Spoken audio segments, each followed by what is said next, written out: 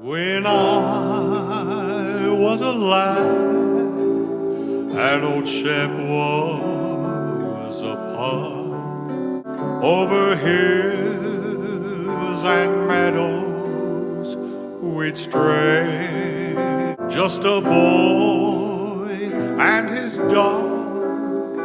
We were both full of fun.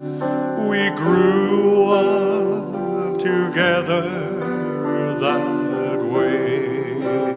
I remember the time at the old swimming hole when I would have drowned me on down, but old Shep was right there. To the rescue he came.